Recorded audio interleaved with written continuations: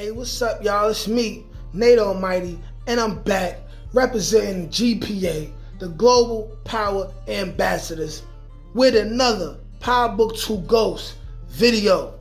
And today, pride, lust, greed, envy, wrath, gluttony, and sloth. Are you familiar with the 7 deadly sins? The 7 characteristics that God Himself wants us all to shy away from, or it would lead to eternal damnation.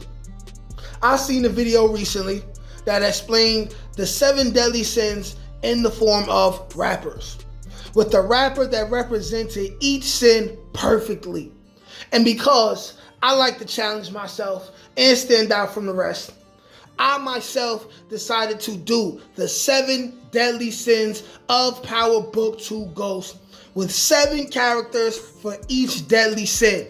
And we will be able to identify how this aspect of each character can or will lead ultimately to their demise. Now, we need to talk about this immediately. This video is going to be another banger, so go ahead and like this video and subscribe to the channel so y'all can get this fire every day, because this is where you will get the wildest, most creative and entertaining power theories on the World Wide Web. Also, if you're a power fan or power theory content creator, I'm looking to collaborate with all of you in future videos. I'd also love to get you guys on the weekly lives that I'll be doing 3 times a week, where we can recap the episodes together and talk everything power. Now, if you want to be a part of that, email me at n.almighty1991@gmail.com, or you can DM me on Instagram at Nate_Almighty_GDA. Now, without further ado, let's get to it. Now, y'all, let's break it down like this. For those of you who are not familiar with the 7 deadly sins, I'm going to explain a deadly sin, and then I will explain what character particularly in the Power Book 2 series represents that deadly sin, and explain why that characteristic of them could ultimately lead, or will definitely ultimately lead, to their demise this season. So let's start it out with pride. Now, it's ironic that it also happens to be Pride Month, but more importantly than that, just like it was Father's Day, this is Men's Mental Awareness Month. Statistics say that men take their own lives at the highest rate in America. So, being that it's Men's Mental Health Awareness Month, go ahead, check on your fathers, brothers, uncles, nephews. Make sure they're all right. Tell them you love them. You never know who could be on the edge. But anyways, getting back to this video, pride.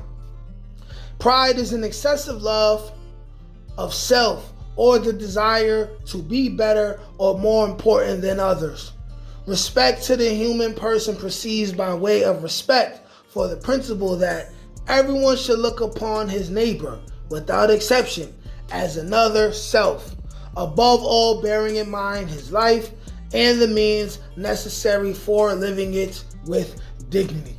Now, that was a mouthful, that was an earful, but I believe that no other person fits this well as much as our own Monet Tejada, okay?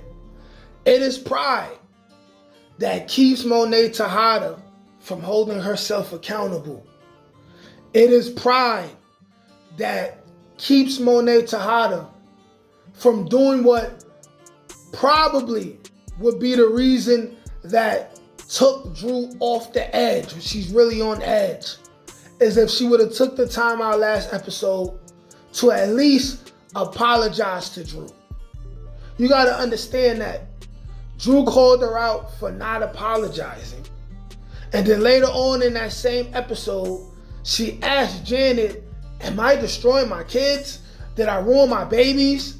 And then Drew's behind her. She had the perfect opportunity to tell Drew, hey, look, I'm sorry. I'm sorry. I know what I did was wrong. Hello.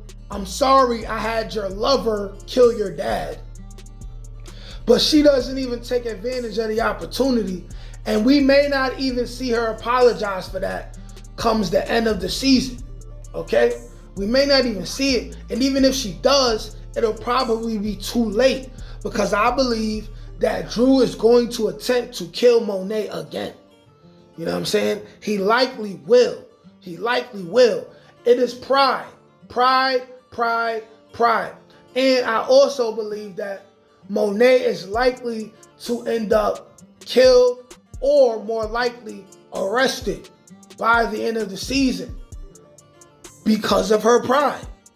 So like I said, pride represents Monet very well, and it represents her, in my opinion, the best out of all the characters within the Power Book 2 Ghost universe and cast. So let's move on to the next of the 7 deadly sins with lust.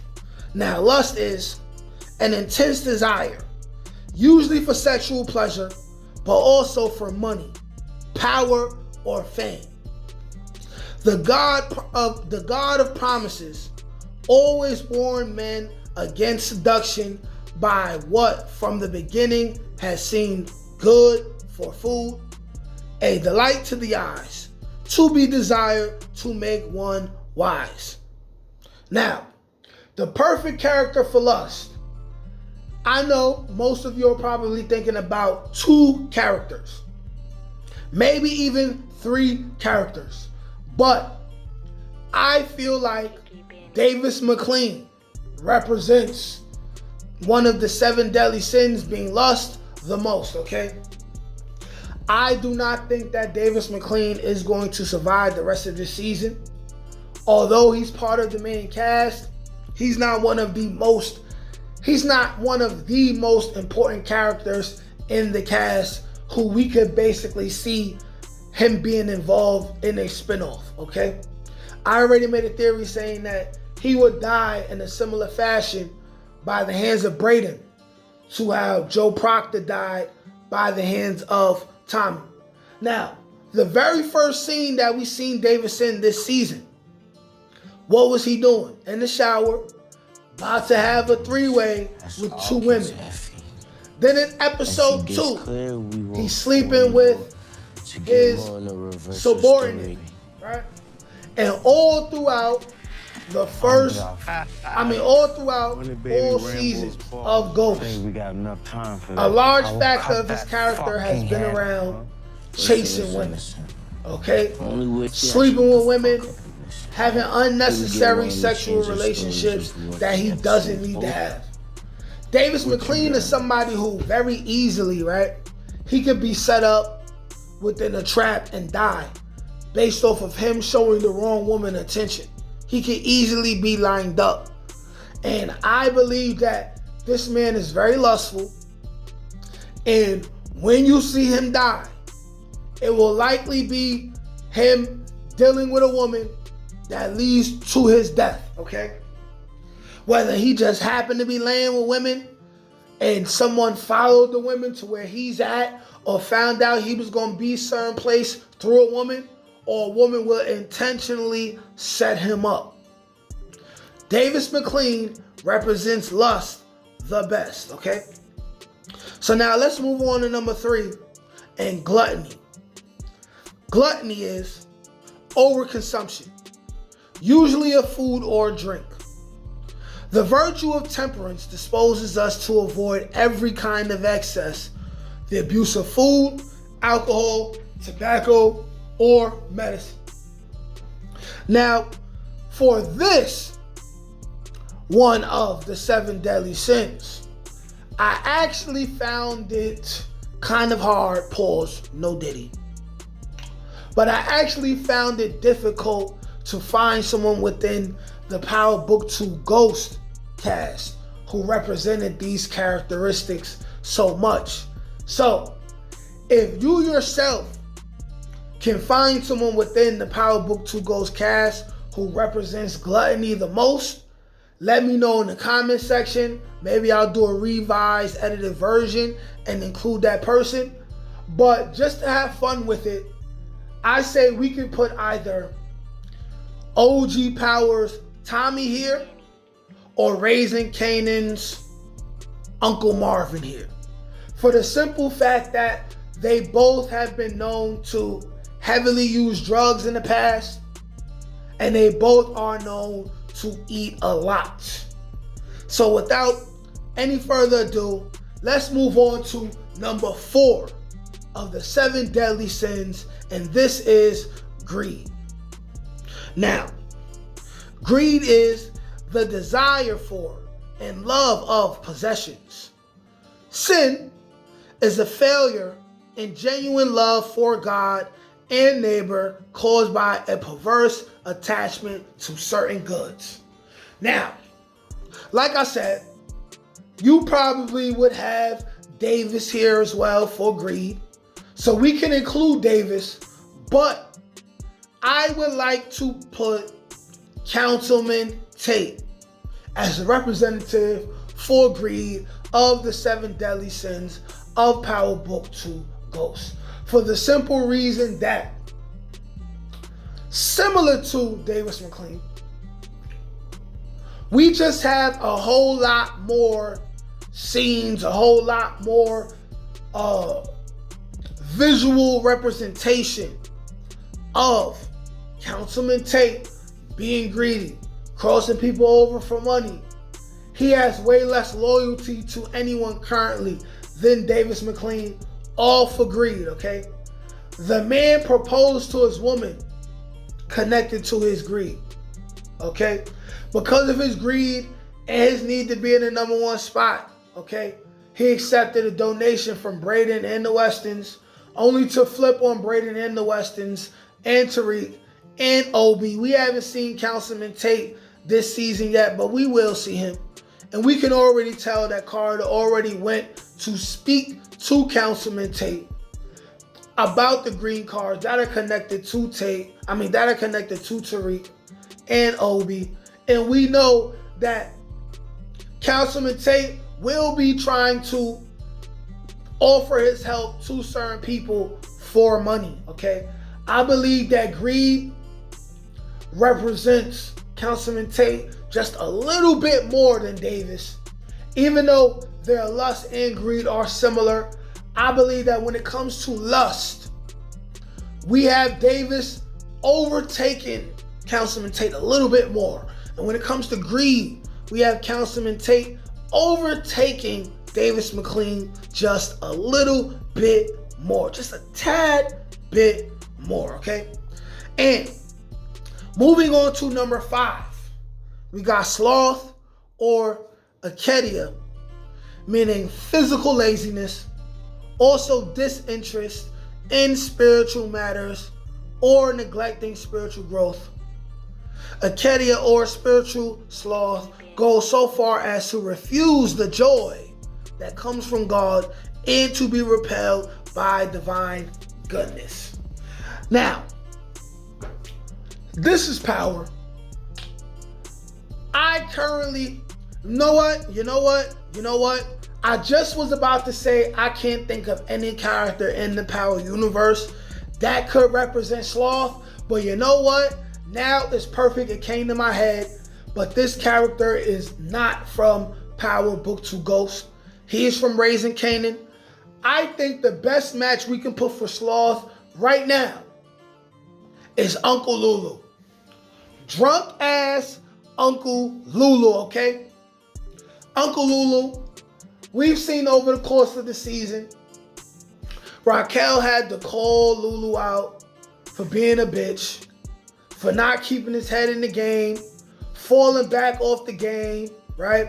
Slowing down the process, slowing down the progress of the family as he started drinking more and focusing more on the music and doing things like self-snitching, causing him to have to kill people's moms and things of that nature. Currently, right now, there's no one within powerbookiighost who represents this more than Lulu.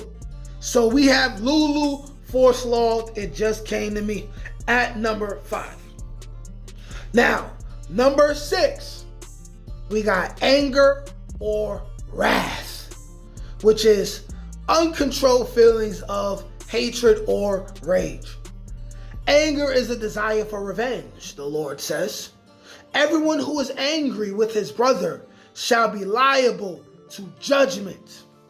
Now, for wrath, I believe we can place 1 to 3 people who represent this from the Power Book to Ghost series. And I want to put Cain or Tariq. But I would like to say that Cain edges out Tariq even more. But because Tariq has become the apex predator this season, I'm going to say that we will see Tariq edge out Cain before the end of this season, all right? I believe that Tariq's savagery of the killing of Junior Young puts him at a slight edge over Cain, who arguably could be ahead of Tariq in this aspect due to his rage over him trying to find out who shot his damn mother Monet. But Tariq gets the edge of wrath because Tariq has been crossed over and violated by Monet a little bit. Drew and Diana, definitely. Cain, definitely. Effie, definitely. And unfortunately, Brayden. But Brayden gets to slide because Brayden saved Tariq's life twice, right? And he's still up on I saved your life when it comes to Tariq and Brayden. Tariq is dealing with a wrath that the other guys who are his adversaries, they don't even know that he possesses. They don't even know. And they gonna find out. They gonna find out the hard way before this season is over. Even though I feel like Tariq's wrath is gonna be on a whole nother level if we see him in a spinoff in the next 2 or 3 years. Because there's still a level of loss that he hasn't lost yet.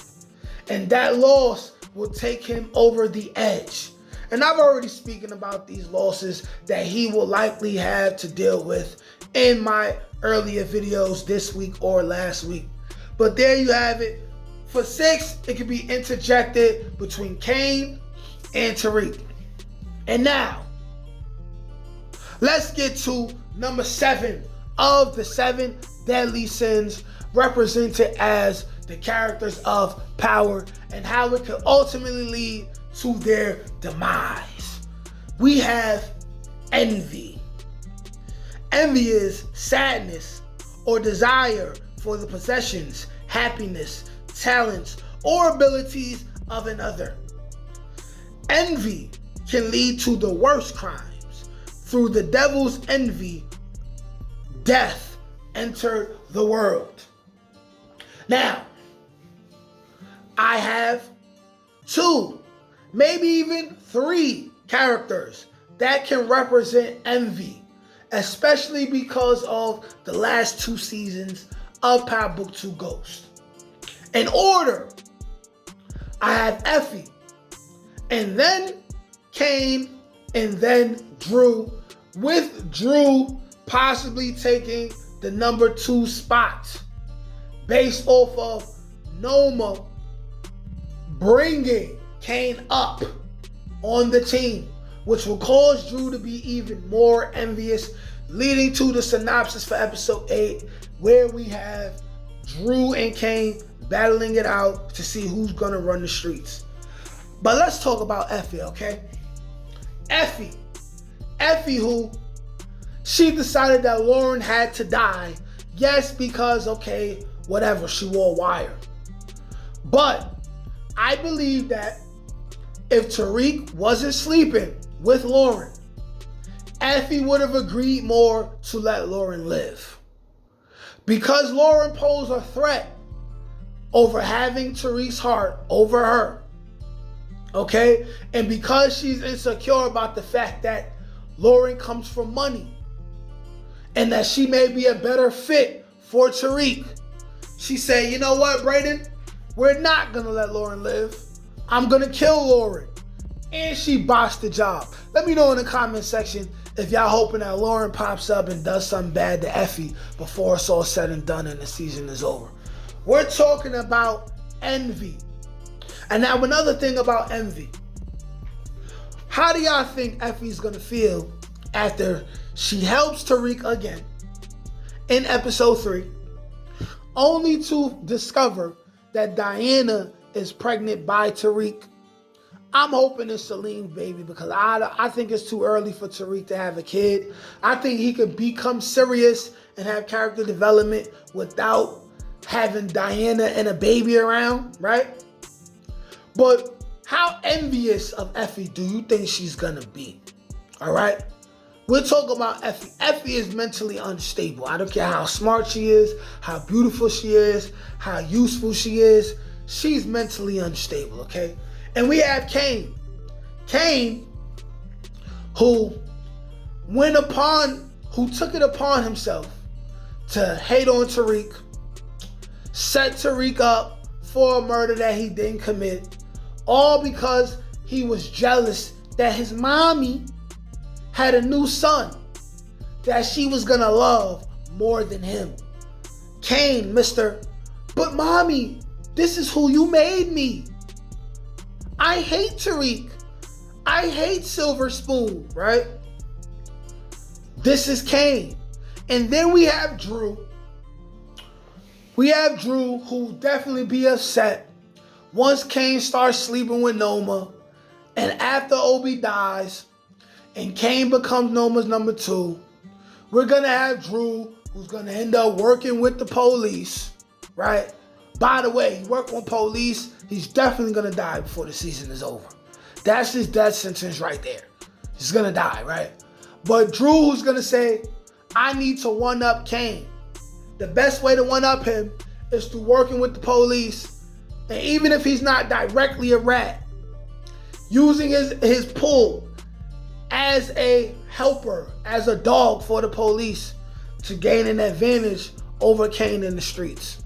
And there you have it, the 7 deadly sins represented by the Power characters and some characters from other Power spinoffs.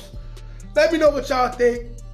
Let me know if y'all have anyone else representing these 7 deadly sins. Like, share, comment, subscribe. Peace. Can't teach that shit, nigga. Come on. That's God-given. That's touched by an angel. That's on the dome, nigga.